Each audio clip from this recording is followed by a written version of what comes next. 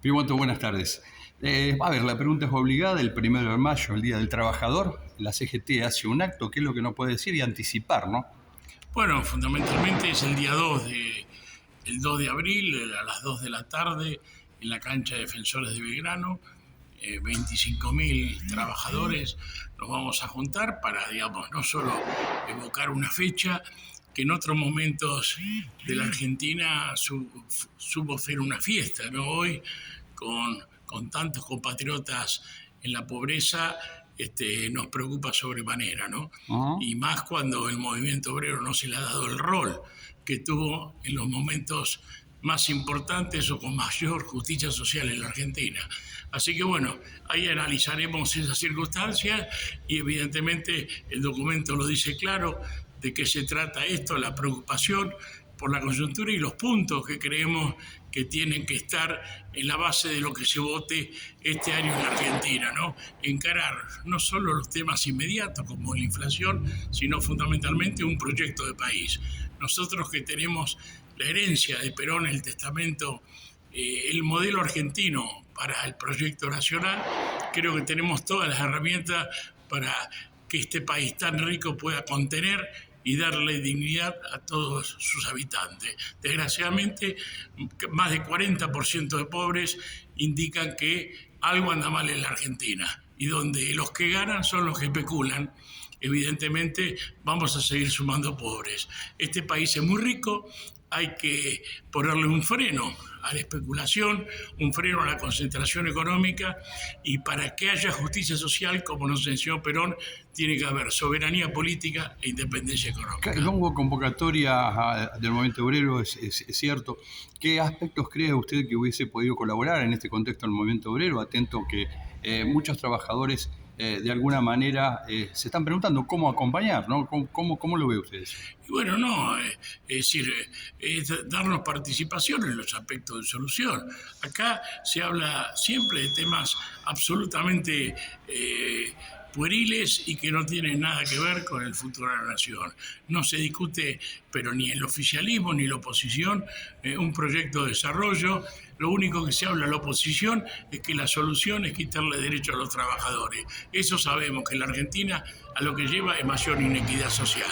Y lo que lleva a equidad social es que realmente el esfuerzo de los argentinos se derrame sobre la nación y no siga siendo saqueado el país como está siendo saqueado hasta ahora. ¿Cómo pueden ayudar los trabajadores con el gobierno para que no se produzca esta situación de saqueo bueno, esta situación, ¿no? Haciendo políticas concretas. El movimiento obrero tiene políticas concretas. Cuando asumió este gobierno, antes de asumir en el interregno, había dicho que la CGT iba a ser parte del gobierno.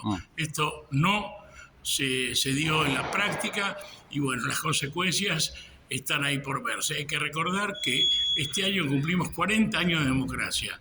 En los 40 años de democracia, la participación sindical en los cargos en el Congreso Nacional bajó en relación inversa a lo que creció la pobreza. Quiere decir que no es el movimiento obrero argentino, no son los trabajadores los responsables de la pobreza en la Argentina, sino de la clase política que nos gobierna y que ha hecho oídos sordos a los reclamos, a las propuestas y a las iniciativas que han salido del movimiento obrero organizado. Nos dice que si no hay mesa no hay diálogo y si no hay diálogo no hay consenso. Si no hay consenso no hay respuesta y si no hay respuesta no hay alegría. Claro, tal cual, tal cual. Pero hay que tener objetivos, ¿no? Sí. Nosotros que venimos de una época donde había alegría en nuestro pueblo, donde no había pobres, del peronismo, sabemos cómo se participa, cómo se genera una comunidad organizada de bienestar. Donde nadie se realiza, sino una comunidad que no se realiza.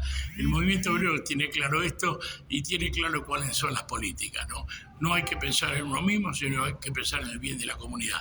Y la Argentina es un país inmensamente rico, inmensamente. Entonces no puede explicarse la situación que estamos viviendo hoy día. Los 26 puntos de Saúl Ubaldini, por decir algunos últimos documentos que tuvo mucha conocimientos, siguen vigentes, digo, siguen como vigentes, en los principios al menos, ¿no? Los principios, sí. Nosotros, las consignas de la CGT son desarrollo, producción y trabajo. Y esto es muy difícil mientras sigamos siendo saqueados. Pero nos enseñó que el desarrollo de una política industrial genera empleo y además se financia con el superávit del país, que son el comercio exterior y que son el ahorro interno. Si el ahorro interno está en manos de la especulación financiera transnacional y el comercio exterior está en manos también de las transnacionales, bueno, es el saqueo que estamos viviendo en estos 40 años de democracia. Fíjate vos, sí, que en 40 años de democracia siguen vigentes las leyes que creó la dictadura con Martínez Dios para saquear la Argentina, la ley de entidad financiera. Entonces, eso es una deuda que tiene la clase política y que demandamos también del movimiento obrero organizado. Y la última para reflexionar, Julio, le quería preguntar, se habla de un déficit o una suerte de inoperancia a veces de los sectores de la dirigencia política, o se le atribuye a la dirigencia sindical, pero poco se habla de la dirigencia empresarial, como si no tuviese una responsabilidad, como si tienen los empresarios en otros países donde instalaron un proyecto o un modelo de país desde su perspectiva, pero como industriales son serios y hicieron el país de la revolución industrial, ¿no? Son países de revolución industrial. Sí, ¿por qué acá no lo ve eso, Julio? Yo creo que siempre se habló que falta una conciencia nacional en el empresario nacional, pero también hay que disculparlos porque ellos tienen una visión estratégica, les gustaría apostar a un futuro, pero en el marco de estas indefiniciones, de estas crisis, prefiere salvarse el día a día, ¿no?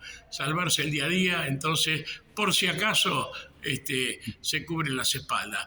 Y además, en un país donde lo que más gana es la especulación, hasta los empresarios con más conciencia de producción y de desarrollo terminan poniendo más que un huevo en la canasta de la especulación.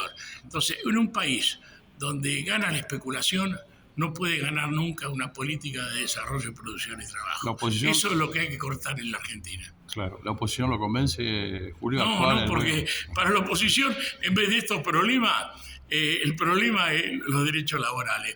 Quieren un país tan pobre como este, pero además con esclavos.